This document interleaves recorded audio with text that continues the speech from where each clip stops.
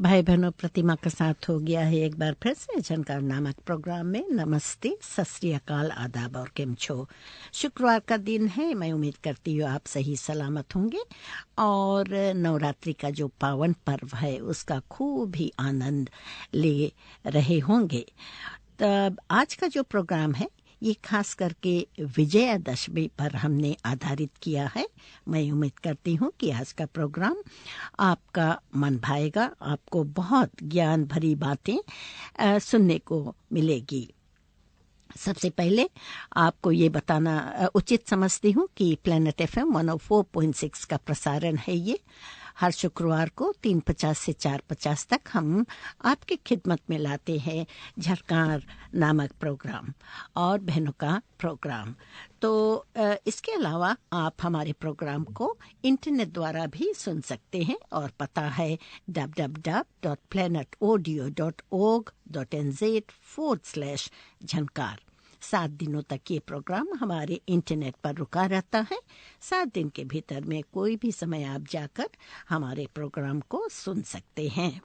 तो चलते हैं आगे, बढ़ते हैं और आपको विजयादशमी पर जानकारी अब मैं पहुंचाती हूं। तो विजयादशमी भारत में मनाए जाने वाले अनेक त्योहारों में से एक प्रमुख त्योहार है। इसे आम बोलचाल के शब्दों के दशहरा और देहाती उच्चारण में दसरा या दशहरा भी कहा जाता है। क्योंकि भारतीय उत्सव और त्योहार देशी तिथियों के हिसाब से मनाए जाते हैं, इस दृष्टि से विजयादशमी का त्योहार अश्विन या कार्तिक मास में ही अक्सर पड़ा करता है। अंग्रेजी महीनों के हिसाब से सितंबर या अक्टूबर में, अधिक अक्टूबर मास में ही दशहरा बड़ी धूमधाम से मनाया जाता है। प्रसिद्ध और सर्वज्ञात रूप से विजयादशमी का त्योहार मनाने का संबंध भगवान राम की जीवन कथा से है।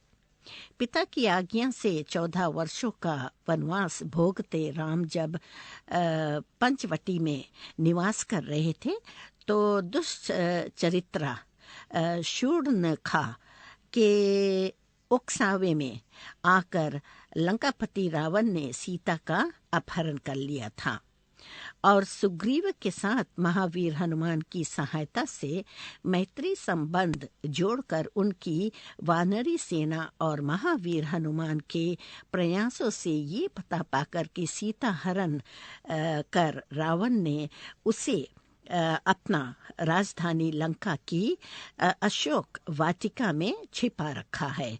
भगवान राम ने रावण की लंका पर आक्रमण कर दिया। लगातार 9 दिनों तक दोनों ओर के वीर सैनिकों में घनघोर युद्ध होता रहा। अंत में 10वें दिन राम ने रावण को मारकर उस पर विजय पाई और उस दिन दशमी तिथि थी। सो रावण पर राम की इस विजय की खुशी के रूप में ही विजयादशमी का त्योहार विशेषकर सारे उत्तर भारत में मनाया जाता है। 9 दिनों तक लगातार रामलीला होना, राम जीवन के संबंधित झांकियां निकाली जाते रहना और फिर 10वें दिन रावण, कुंभकर्ण, मेघनाद आदि के पुतलों का दहन भी विजयादशमी का त्योहार मनाने का प्रमुख यही कारण प्रकट करता है। विजयादशमी का त्योहार मनाने का कारण महिषासुर मर्दिनी शक्ति का अवतार और सिंहवाहिनी देवी दुर्गा की विजय गाथा के साथ भी जुड़ा हुआ है। पौराणिक गाथाओं के अनुसार महिषासुर नामक दुर्दांत असुर से देव जाति को बचाने के लिए दुर्गा ने उसके साथ लगातार 9 दिनों तक घमासान युद्ध किया था। 10वें दिन यानी दशमी तिथि के दिन कहीं जाकर उसका वध किया गया। तो उस विजय को स्मरण करने के लिए 9 दिनों तक स्त्रियां तथा भक्तजन देवी का व्रतोपवास रख उसकी पूजा उपासना करती है। 10वें दिन बालिकाओं को खिला पिलाकर अपने व्रतोपवास का उपारण करती हैं और पहली राम कथा के समान ये कथा भी आसुरी शक्तियों पर देवी शक्तियों को विजय गाथा ही कहने वाली है। विजयदशमी का जो त्योहार है, मनाने के साथ कई अन्य प्राकृतिक किस्म की कहानियां भी जुड़ी हुई है। संबंध सभी का साहस, वीरता और विजय के साथ ही है। कहा जाता है कि किसी महान ऋषि के गुरुकुल में पढ़ रहे शिष्यों का दीक्षांत समारोह हो जाने के बाद जब एक अत्यंत निर्धन छात्र ने गुरु से गुरु दक्षिणा मांगने को कहा, तो गुरु ने उसकी वास्तविकता से परिचित रहने के कारण उसे टालना चाहा। पर जब वह मांगने की हट करने लगा, तब गुरु ने कई लाख स्वर्ण मुद्राएं ला देने का आदेश दिया और वह छात्र घबराया नहीं और श्रेष्ठी जनों के पास उतनी मुद्राएं लेने पहुंचा। उन्होंने उसे राजा के पास भेज दिया। राजा अभी अभी यज्ञ में अपना सारा धन दान कर चुके थे, सो चिंता में पड़ गए, लेकिन द्वार पर मांगने आए जो छात्र को खाली हाथ भी लौटाना नहीं सकते थे। बहुत सोच विचार के बाद राजा ने धन देवता कुबेर पर आक्रमण करने का निश्चय कर अपनी विशाल सेना से उस पर घेरा डाल दिया। 9 दिनों तक निरंतर कसते आ रहे घेरे से घबराकर कहा जाता है कि कुबेर ने रात के समय शमीक के वृक्ष से स्वर्ण मुद्राओं की वर्षा कर दी।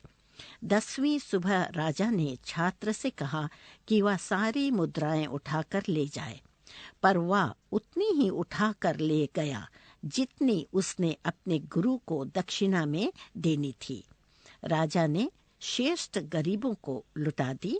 महाराष्ट्र में आज भी विजयदशमी के दिन लोग शमीक वृक्ष के पत्तों को शुभ मानकर अपने सगे संबंधियों और परिचित मित्रों से आदान प्रदान किया करते हैं। सो ये कहानी भी विजय का उत्सव मनाने की बात ही प्रकट करती है। विजयदशमी विजय का उत्सव है। उपर्युक्त सभी उदाहरण इसी तथ्य की ओर इंगित करने वाले हैं। मुख्य रूप से इसे राम कथा के साथ ही जोड़कर मनाया जाता है। यूं इसे मनाने की तैयारियां महीनों पहले रामलीलाओं के पूर्वाभ्यास के रूप में शुरू हो जाया करती है। फिर 9 दिनों तक लगातार राम जीवन की संपूर्ण लीला छोटे बड़े प्रत्येक स्तर पर प्रस्तुत की जाती है और दिन के समय घटित या घटने वाली जो लीलाओं की भव्य झांकियां भी लगाई जाती है, बाजारों में निकाली जाती हैं और 10वें दिन किसी खुले मैदान में पटाखों से भरे रावण, कुंभकर्ण, मेघनाद के पुतले खड़े किए जाते हैं और वहां आसपास एक मेले जैसा दृश्य ही उपस्थित हो जाया करता है और मिठाइयों की दुकानों के अतिरिक्त अन्य सभी तरह की दुकानों तो भरती ही है, मगर खेल तमाशे वाले भी कमाई करने आ जाया करते हैं। तो लोग रंग बिरंगे नए परिधान पहन कर वहां आते हैं। तब सूर्यास्त से कुछ पहले राम लक्ष्मण की सवारी पहुंचकर अभिनयात्मक युद्ध का जो दृश्य है उपस्थित कर बकायदा रावण आदि का वध करते हैं और उसके बाद एक प्रज्वलित बाण चलाकर पुतलों को आग लगा दी जाती है और घा घा फटफट और खेल समाप्त। तो इस तरह रावण पर राम की विजय के साथ साथ विजयदशमी का जो त्योहार है संपन्न हो जाता है।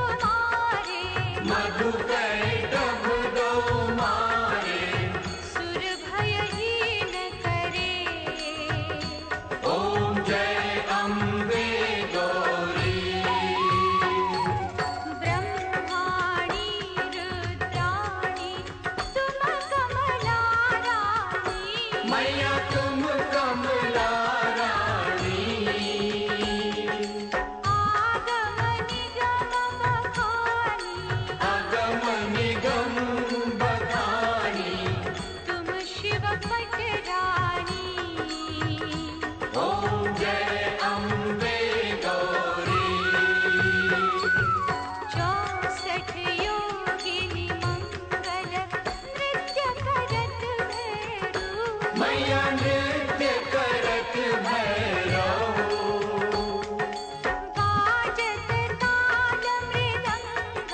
बाजत ताल मृदंगा और बाजत डमरू। ओम जय अम्बे गौरी। तुम ही जग की माता, तुम ही हो भरता। मैया तुम ही हो भरता। भक्तन की दुख हरता, भक्तन की दुख हरता। सुख संपत्ति करता। जय अम्बे गौरी। भुजा चार अति शोभित वरमुद्राधारी। मैया वर मुद्राधारी। मनवांछित फल पावत, मनवांछित फल पावत। सेवत नर नारी। ओम जय अम्बे गौरी। कंचन थाल विराजत, अगर कपूर बाटी। मैया अगर कपूर बाटी। श्रीमान के तुम राजत, श्रीमान के तुम्हें राजत। कोटि रतन ज्योति। ओम जय अम्बे गौरी। श्री अम्बे जी की आरती जो कोई नर गावे। मैया जो कोई नर गावे। कहते शिवानंद स्वामी, कहत शिवानंद स्वामी। सुख संपत्ति पावे। ओम जय अम्बे गौरी। जय अम्बे गौरी, मैया जय श्यामा गौरी। तुमको निस दिन ध्यावत, तुमको निस दिन ध्यावत, हरि ब्रह्मा शिवरी। ओम जय अम्बे गौरी। जय अम्बे गौरी। मैया जय श्यामा गौरी। तुमको निस दिन ध्यावत, तुमको निस दिन ध्यावत, हरि ब्रह्म शिवरी। ओम जय अम्बे गौरी। चैत्र मास में शुक्ल पक्ष की प्रतिपदा से नवमी तक जिस प्रकार भगवती दुर्गा की विशेष पूजा आराधना की जाती है और नवमी को कन्या पूजन किया जाता है, ठीक उसी प्रकार अश्विन मास के नवरात्रों में भी की जाती है भगवती की विशेष पूजा आराधना और कन्या पूजन। और बंगाली भाई आज 9 दिन के दुर्गा और काली पूजन के बाद उन मूर्तियों का बड़ी धूमधाम से नदियों में विसर्जन करते हैं तथा उनके बड़े बड़े जुलूस भी निकालते हैं।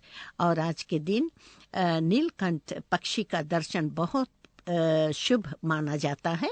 और इसके साथ ही प्रत्येक क्षेत्र और परिवार में दशहरा मनाने के अलग अलग कुछ अतिरिक्त विधान भी है। कुछ क्षेत्रों में गोबर का दशहरा रखकर उसकी पूजा भी की जाती है। इसी प्रकार अनेक परिवारों में आज बहनों और भाइयों के तिलक भी करती हैं। तो प्रथम नवरात्र के दिन देवी के नाम के जौ बोकर आज के दिन उनके छोटे छोटे पौधे उखाड़कर पूजने और भाइयों को देने का रिवाज भी कुछ क्षेत्रों में है। भगवान श्री राम की लंका पर विजय के उपलक्ष्य में भगवान श्री राम, लक्ष्मण जी, सीता जी और हनुमान जी की विशेष पूजाएं तो की ही जाती हैं। तांत्रिक यंत्र मंत्र और तंत्र की साधनाएं भी करते।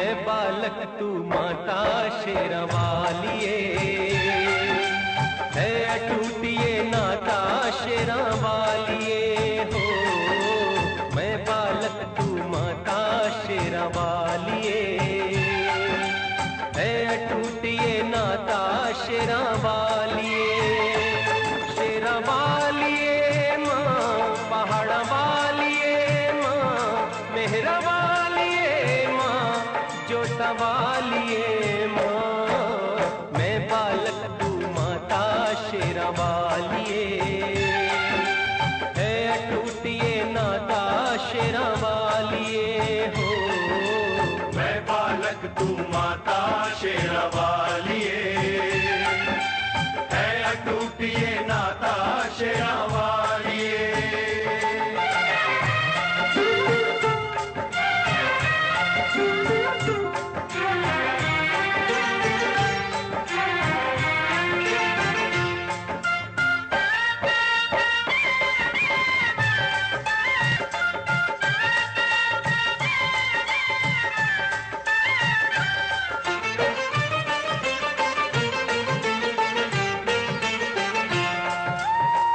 तेरी ममता मिली है मुझको, तेरा प्यार मिला है, तेरे आंचल की छाया में मन का फूल खिला है।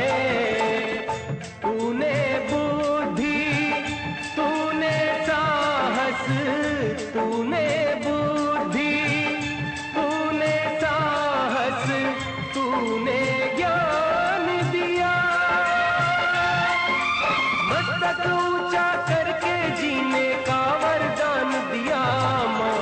तू है भाग्य विधाता शेरा वालिए, मैं बालक तू माता शेरा वालिए, शेरा वालिए माँ, पहाड़ा वालिए माँ, मेहरा वालिए माँ, जोता वालिए माँ। मैं बालक तू माता शेरा वालिए, है अटूट ये नाता शेरा वालिए।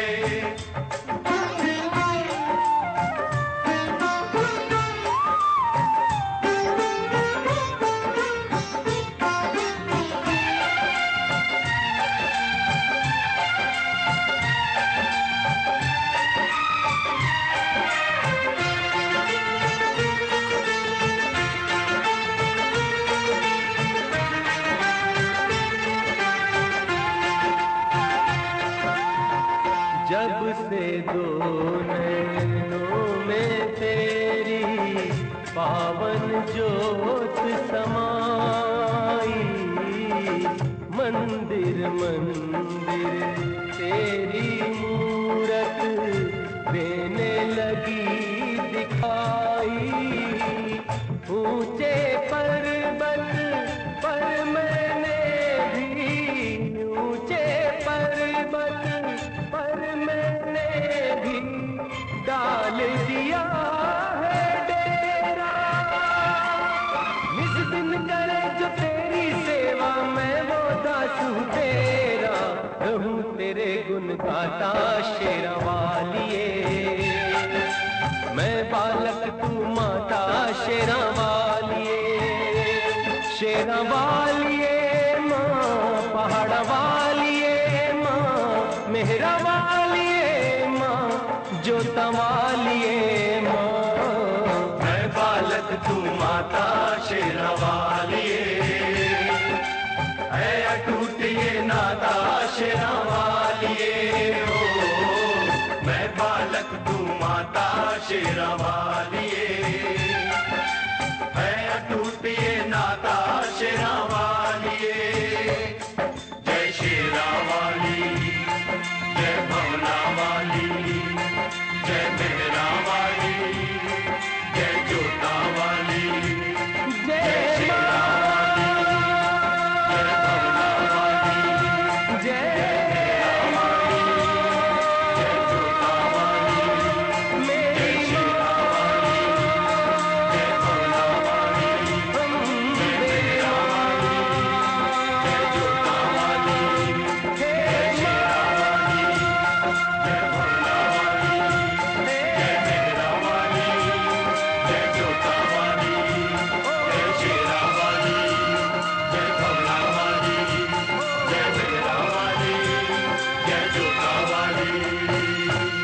ज्योति निबंध में लिखा है कि अश्विन शुक्ल दशमी को तारा उदय होने के समय विजय नामक काल होता है। वह सब कार्यों को सिद्ध करने वाला होता है। विजयादशमी हमारा राष्ट्रीय पर्व है और मुख्य रूप से ये क्षत्रियों का त्योहार है। दशमी के दिन रामचंद्र जी की सवारी बड़ी सज धज के साथ निकलती है और रावण वध की लीला का प्रदर्शन होता है और इस दिन नीलकंठ का दर्शन बहुत शुभ माना जाता है। तो इस संबंध में कथा एक इस प्रकार है कि एक बार पार्वती जी ने पूछा कि लोगों में जो दशहरे का त्योहार प्रचलित है इसका क्या फल है। शिव जी ने बताया कि अश्विन शुक्ल दशमी को सायंकाल में तारा उदय होने के समय विजय नामक काल होता है जो सब इच्छाओं को पूर्ण करने वाला होता है। शत्रु पर विजय प्राप्त करने वाले राजा को इसी समय प्रस्थान करना चाहिए और इस दिन यदि श्रवण नक्षत्र का योग हो तो और भी शुभ है। मर्यादा पुरुषोत्तम भगवान रामचंद्र ने इसी विजय काल में लंका पर चढ़ाई की थी और इसलिए ये दिन बहुत पवित्र माना गया है और क्षत्रिय लोग इसे अपना प्रमुख त्योहार मानते हैं। और शत्रु से युद्ध करने का प्रसंग न होने पर भी इस काल में राजाओं को अपनी सीमा का उल्लंघन अवश्य करना चाहिए। अपने तमाम दल बल को सुसज्जित करके पूर्व दिशा में जाकर शमी वृक्ष का जो पूजन है वो करना चाहिए। पूजन करने वाला शमी के सामने खड़ा होकर इस प्रकार ध्यान करे कि हे शमी, तू सब पापों को नष्ट करने वाला है और शत्रुओं को भी पराजय देने वाला है। तूने अर्जुन का धनुष धारण किया और रामचंद्र जी से विजय वाणी कही। पार्वती जी बोली कि शमी वृक्ष अर्जुन का धनुष कब और किस कारण धारण किया था तथा रामचंद्र जी से कब और कैसे विजयवाणी कही थी, सो कृपा कर हमें समझाइए। तो शिव जी ने उत्तर दिया कि दुर्योधन ने पांडवों को जुए में हराकर इस शर्त पर वनवास दिया था और कि 12 वर्ष तक प्रकट रूप से वन में जहाँ चाहे वहीं फिरे और किंतु 1 वर्ष बिल्कुल अज्ञातवास में रहे। यदि इस वर्ष में उन्हें कोई पहचान लेगा तो उन्हें 12 वर्ष और भी वनवास भोगना पड़ेगा। तो उस अज्ञातवास के समय अर्जुन अपना धनुष बाण एक शमी वृक्ष पर रखकर राजा विराट के यहाँ वृहंला के वश में रहे और विराट के पुत्र कुमार ने गौओं को रक्षा के लिए अर्जुन को अपने साथ लिया और अर्जुन ने शमी के वृक्ष पर से अपने हथियार उठाकर शत्रुओं पर विजय प्राप्त की थी। तो शमी वृक्ष ने अर्जुन के हथियारों की रक्षा की थी और विजयदशमी के दिन रामचंद्र जी ने लंका पर चढ़ाई करने के लिए प्रस्थान करने के समय शमी वृक्ष ने कहा था कि आपकी विजय होगी और इसलिए विजय काल में शमी वृक्ष की भी पूजा होती है।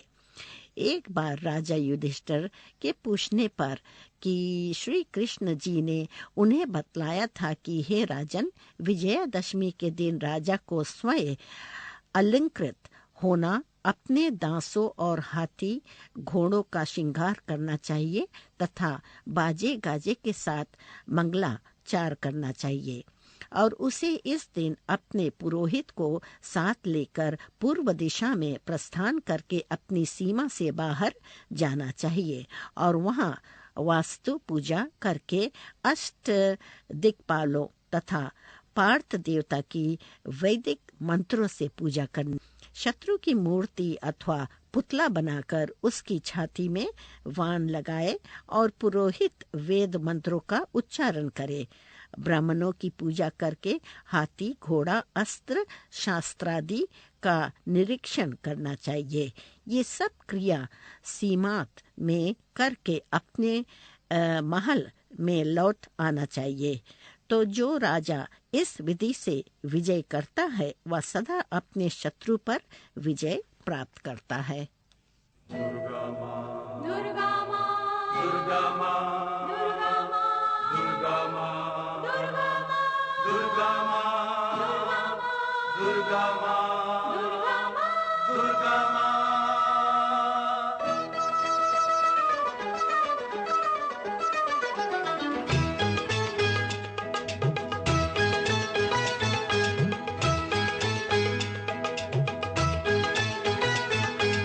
ओ माता रानिए, ओ दुर्गा रानिए, ओ माता रानिए, ओ दुर्गा रानिए, हर दम तेरा नाम जपूंगा, सदा तेरी ही जय जय करूंगा। ओ माता रानिए, जय माता की ओ दुर्गा रानिए, जय माता की ओ माता रानिए, जय माता की ओ दुर्गा रानिए।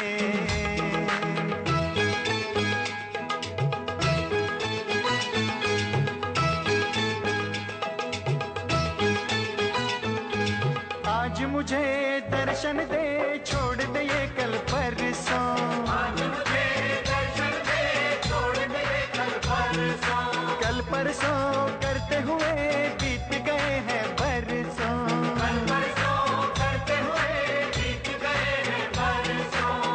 ओ तेरे पथ पर हमेशा चलूंगा, सदा तेरी ही जय जय करूंगा। ओ माता रानिए, जय माता की ओ दुर्गा रानिए, जय माता की ओ माता रानिए, जय माता की ओ दुर्गा रानिए।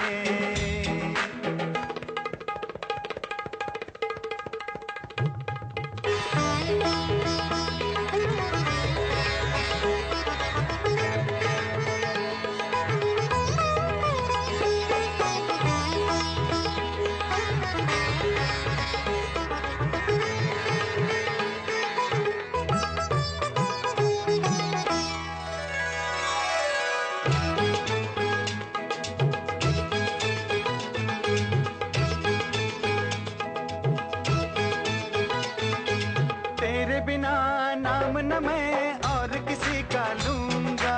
तेरे बिना नाम न मैं और किसी का लूंगा। तू रखे जैसे भी तेरा शुक्रंगा।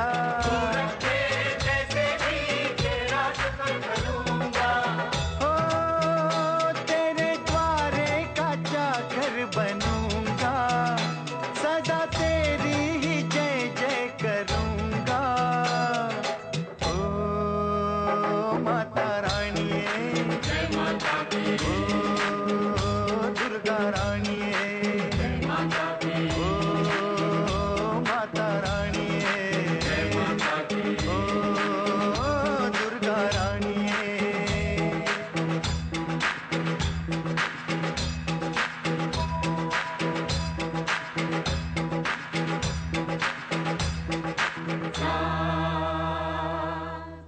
pani sa maga sa pa maga da pa ma ni da pa sa ni da maga sa ni da ni re ma ni da sa ni re ma gare sa re gare sa o o o o o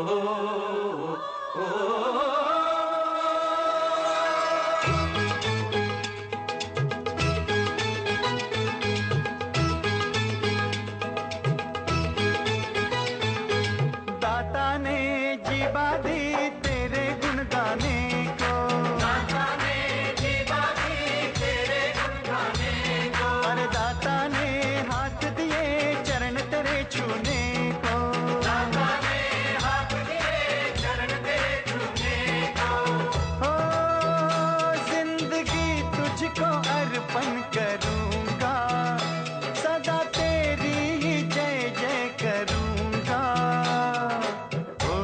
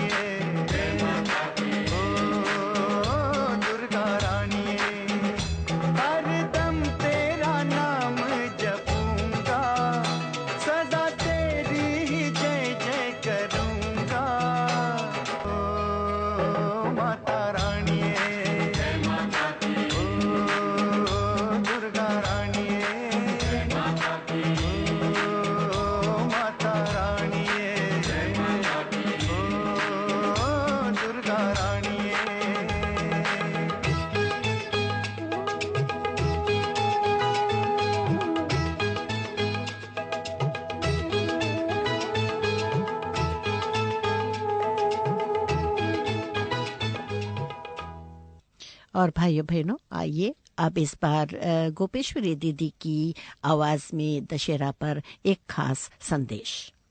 बोले वृंदावन बिहारी लाल की जय। सभी को मेरा हार्दिक प्रणाम एवं नमस्कार।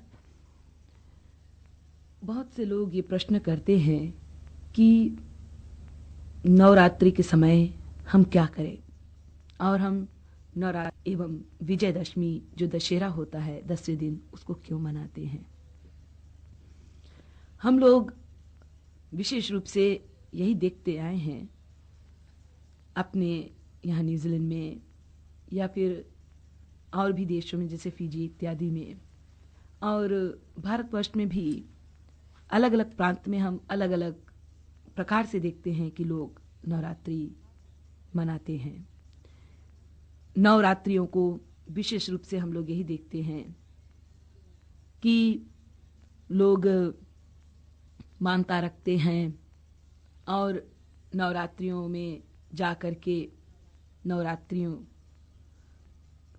वो लोग गरबा करते हैं और माँ को पूजा करते हैं। माता का पूजा होता है। कई जगह पर ये देखा जाता है कि गरबा इत्यादि तो नहीं करते, लेकिन माता का जागरण करते हैं और पूजा करते हैं। परंतु जब हम भारतवर्ष में अयोध्या, पुरी, वृंदावन धाम की ओर चलते हैं, या हम लोग और भी अलग प्रांत में जाते हैं जहाँ पर विशेष रूप से वेदों शास्त्रों का, रामायण इत्यादि का प्रचार है, तो हम देखते हैं कि नवरात्रि जो है वो विशेष रूप से उसी समय पड़ती है जिस समय रामायण में सबसे बड़ी घटना घटी थी, जो राम और रावण युद्ध था। राम रावण युद्ध जो था उसमें हम लोग देखते हैं कि राम ने जो अपने मनुष्य अवतार लिया उसको सिद्ध किया, और रावण ने जिस कारण से प्रभु की भक्ति करके और प्रभु को मनुष्य रूप में पुकारा था वो भी सिद्ध हुआ। इसके पीछे क्या रहस्य है, अभी आपको हम बताते हैं। रहस्य क्या है इसमें कि जय विजय दो द्वारपाल जो वैकुंठ में है, एक बार उन्होंने शौनकादिक परमहंसों को, सनत सनातन सनंदन को रोक दिया था भगवान विष्णु के पास जाने के लिए। 6 ठेवड़ियां तो शौनकादिक परमहंसों ने पार कर दिया। 7वें ठेवड़ी पर जय विजय थे, द्वारपाल थे, वो आखिरी सीढ़ी थी। वहां पर जब शौनकादिक परमहंस रोके गए तो शौनकादिक परमहंस बहुत ही क्रोधित हुए, जबकि वे तो अद्वैत हैं। अद्वैत मतलब कि वो सदैव एक स्वरूप में भगवान में तल्लीन रहते हैं, तो क्रोध आया कैसे उनमें। यही तो विचित्र बात है कि जो निर्गुण है वही सगुण है, जो निराकार है वही साकार हो जाता है। ऐसे ही शौनकादिक परमहंस जो सदैव विदेही रूप से प्रभु में तल्लीन होते हैं, वो वैकुंठ में जब भगवान के सगुण साकार रूप को मिलने जाते हैं तो देखो द्वैत भाव में आ गए, और उसी द्वैत भाव में आकर के क्रोध तो द्वैत बुद्धि से ही उत्पन्न होगा ना, क्रोधित हुए और उन्होंने जय विजय को बहुत कड़ा दंड दिया। उसी समय विष्णु भी उतर आए नीचे, और भगवान विष्णु ने कहा शौनकादिक महापुरुषों से कि तुमने ठीक किया, ये सिर्फ हमारे द्वारपाल हैं, गेट कीपर हैं, इनको इस प्रकार से एक्टिंग एंड बिहेवियर नहीं करना चाहिए। इनका तो नेचर सुंदर शील भाव होना चाहिए। आपको पहचाना नहीं और आप लोग के साथ में इतने बुरे तरीके से व्यवहार किया, तो आपने ठीक ही किया कि इनको कड़े दंड दिया। अब ये राक्षसी भाव का जब इस प्रकार से व्यवहार करे हैं तो जरूर ये राक्षसी ही जोनियों में जाएंगे। लेकिन भगवान विष्णु के इतने नम्र, इतने सुंदर भाव को देख करके शौनकादिक परमहंसों ने विचार किया कि आखिर ये द्वारपाल हैं जरूर, लेकिन है तो ये भगवान विष्णु के सेवक, तो इनको ऐसे दुखदाई, कष्टदायी राक्षस रूप में हमने किया है, परंतु इनका भगवान से जो बिछुड़ना होगा वो कितना दुखदाई होगा। इसलिए भगवान ही आकर के इनको 3 जन्मों तक अपने लीला में सम्मिलित करेंगे। और ये भगवान की लीला में बहुत बड़ा रोल, बहुत बड़ा पार्ट एक्ट करेंगे। लीला मतलब कि भगवान ऐसे ऐसे घटना बनाते हैं, रचते हैं। हम लोग के जीवन में कर्म और कर्म का फल भाग्य के रूप में आता है। भगवान का जीवन में क्या कर्म और क्या भाग्य, वो तो कर्म बनाते हैं और भाग्य भी बनाते हैं कि इस समय ऐसा ऐसा हम करेंगे तो ऐसे ऐसे आचरणों से समस्त जगत के लोगों का कल्याण होगा और वो लोग इन कर्मों को देख करके और इन मेरे भोगों को देख करके शिक्षा ग्रहण कर सकेंगे कि क्या सुंदर कर्म है और क्या नहीं सुंदर है, क्या सही है क्या गलत है, इन सब का ज्ञान होगा लोगों में। तो भगवान अपने आप को बांधते हैं कर्म में। वो तो कर्म भोग सबसे परे, वो तो पूर्णतम पुरुषोत्तम पर ब्रह्म सर्वशक्तिमान है, उनको कौन बांध सकता है। अरे वो तो दुनिया का मालिक है। हम जीवात्मा अपने तामसिक राजसिक सात्विक बुद्धि से उनको पहचानना चाहते हैं। जग पे खन तुम देखन हारे, विधि हरि शंभु न चावन हारे, तेऊ न जानहि मर्म तुम्हारा, और तुम्हारी को जानन हारा। उनको कौन जान सकता है।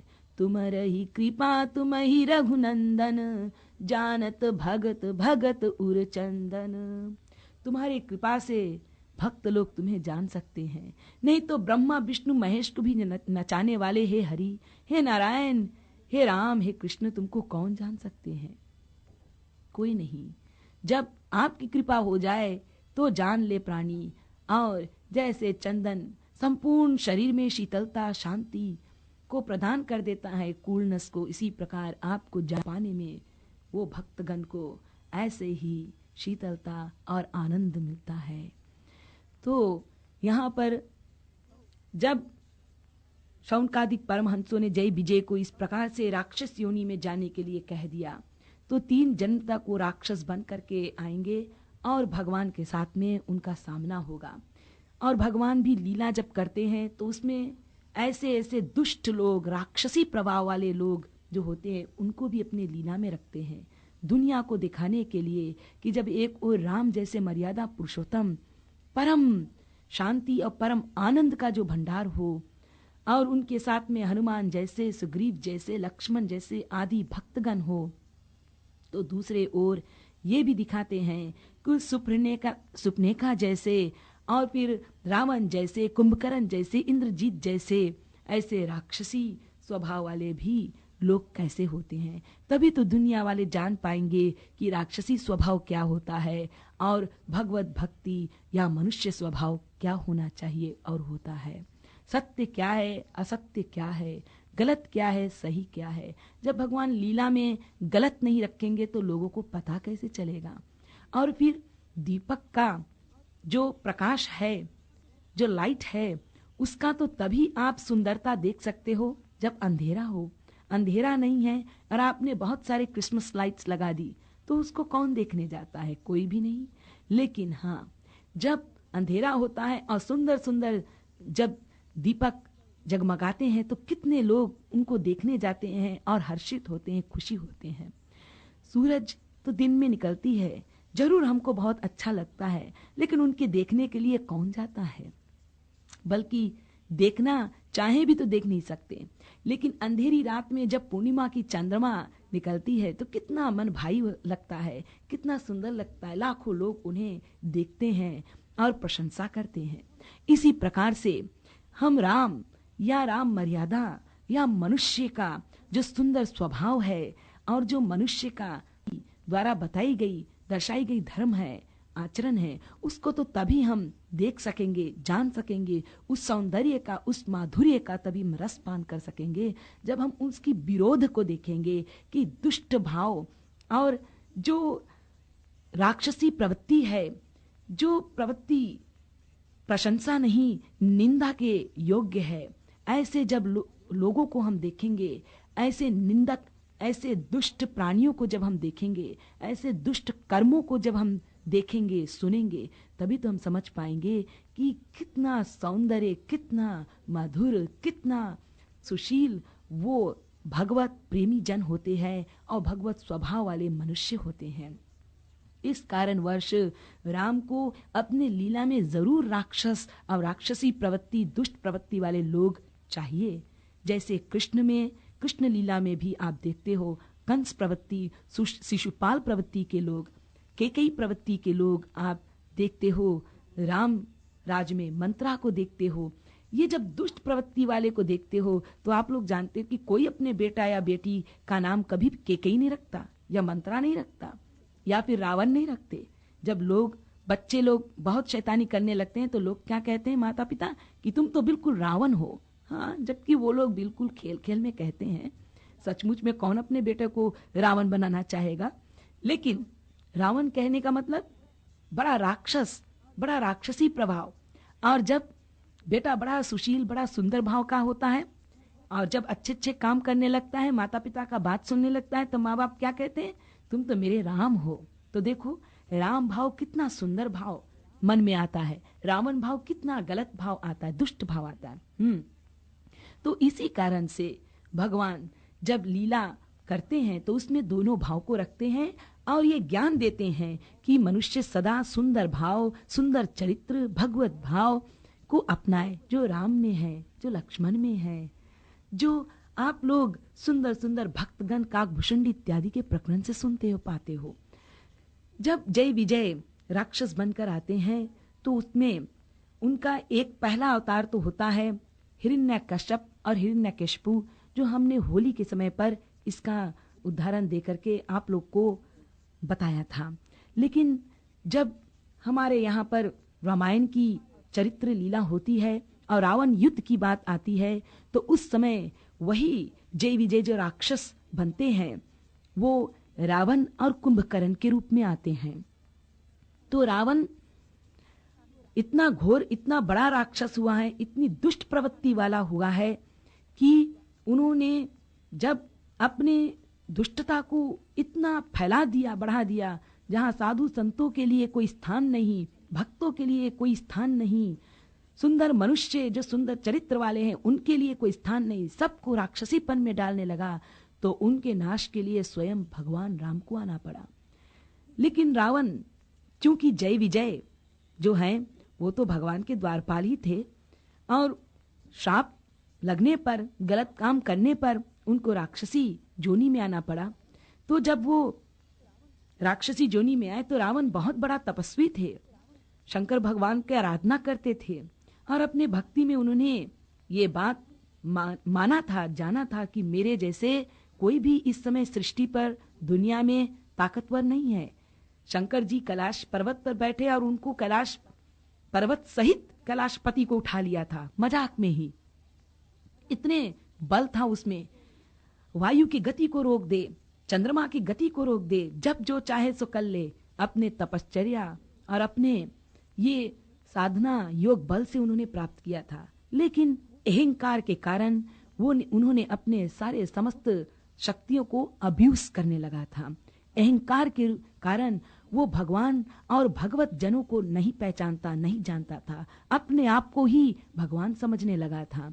इस कारणवश रावण जैसे महान राक्षस, महान योद्धा के तो एक बल शक्ति थी और वो थे प्रभु राम। यानी इतना बड़े राक्षस, इतनी बड़ी बल शक्ति के साथ सामना करने वाला विश्व में और कोई नहीं था सेवक एक राम के सिवा। तो प्रभु राम जब आते हैं तो उन्हें मनुष्य रूप धारण करके आना तो था ही, बहुत सारे कारण थे उसमें और सबसे प्रमुख कारण तो कृपा ही है। परंतु रावण ने अपने तपश्चर्या में ये जरूर मांगा था कि भगवान मेरे सामना करने के लिए तो सिर्फ आप ही आओगे और आप मनुष्य रूप में आना, क्योंकि पूर्व जन्म में जब मैं हिरण्यकश्यप बना था तब तो आप नरसिंह अवतार लेकर आए थे, लेकिन इस जन्म में आप मनुष्य रूप में आना, आपका मानव अवतार भी मैं देख लूं और उसमें मैं जरूर राक्षस बन करके ही सामना करूंगा और मेरा गलत जो भाव रहेगा वो लोगों के लिए एक शिक्षा बनेगी कि कभी इस प्रकार से गलत प्रवृत्ति, दुष्ट प्रवृत्ति, राक्षसी प्रवृत्ति वाला ना बने। लेकिन आपका मैं मनुष्य रूप भी देख लूं। तो इस प्रकार से रावण युद्ध हुआ, एक मनुष्य के भांति हुआ, और उसमें 9 दिन तक ये युद्ध चला था। और 10वें दिन पर जब आ पहुंचा युद्ध, तो उस दिन रावण का वध हुआ। और रावण का वध हुआ जब, तो उसी को विजयदशमी कहते हैं, दशहरा कहते हैं। यानी उस दिन राम के जो महिमा है, जो राम का प्रेम है, जो भक्ति है, जो सुंदर भाव है, उसको व्यक्ति जन, उसको भक्तगण याद कर करके, ऋषि मुनि याद कर करके और कीर्तन भजन करते हुए, प्रभु गुणगान करते हुए उस भाव